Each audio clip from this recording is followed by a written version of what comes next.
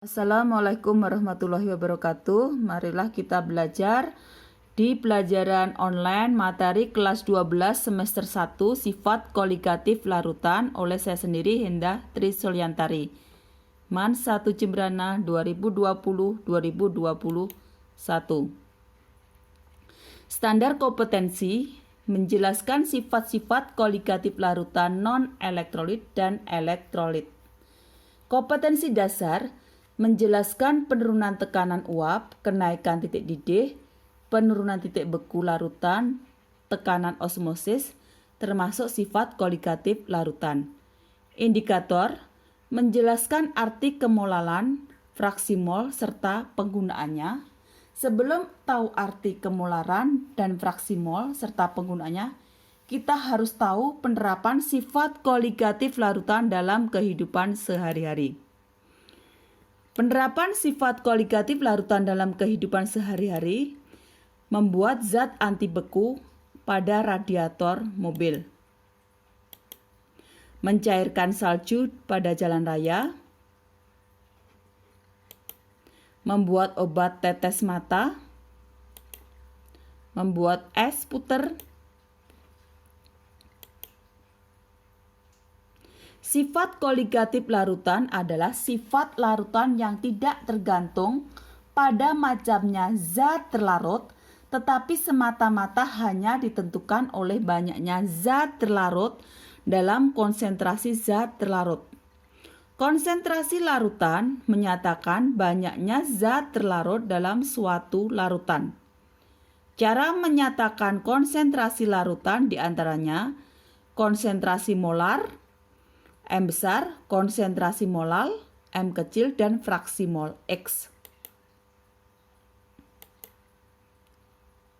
Satuan konsentrasi molar atau molaritas M besar adalah sama dengan massa zat terlarut dibagi MR, massa molekul relatif, dikali 1000 per volume satuan mililiter. Konsentrasi molal atau molalitas adalah massa zat terlarut per MR dikali 1000 per massa pelarut. Fraksi mol zat terlarut adalah mol zat terlarut dibagi mol total. Mol total itu adalah mol terlarut plus mol pelarut. Fraksi mol pelarut begitu juga adalah mol pelarut per mol total. Prosentase massa adalah massa campuran per massa total dikali 100%. Contoh soal, jika dalam 500 ml larutan terdapat 6 gram urea, maka molaritas larutan adalah, kita cari MR dari urea. Kita dapatkan MR-nya 60. Molaritas sama dengan pakai rumus tadi, M massa per MR dikali 1000 per volume. Kita masukkan angkanya, dapatlah 0,2 molar. Masanya 6, MR-nya 60, volumenya 500 ml, berarti 1000 dibagi 500 sama dengan 0,5. Yang kedua, jika dalam 250 ml 250 gram air terdapat 6 gram urea, MR urea 60, maka molalitasnya berapa? Kita masukkan ke dalam rumusnya, molalitas sama dengan massa per MR dikali 1000 per massa pelarut, Masanya adalah 256 gram, kita masukkan MR-nya 60 dikali 1000 per 250, kita dapat 0,4 molal. Ingat, ini molalitas, yang satu ini adalah massa.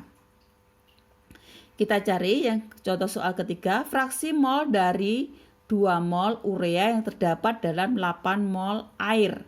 Jadi mol totalnya adalah 2 ditambah 8, 10. Fraksi mol terlarut urea, mol urea dibagi mol total 2 ditambah dibagi 10 sama dengan 0,2. Begitu juga fraksi mol dari air.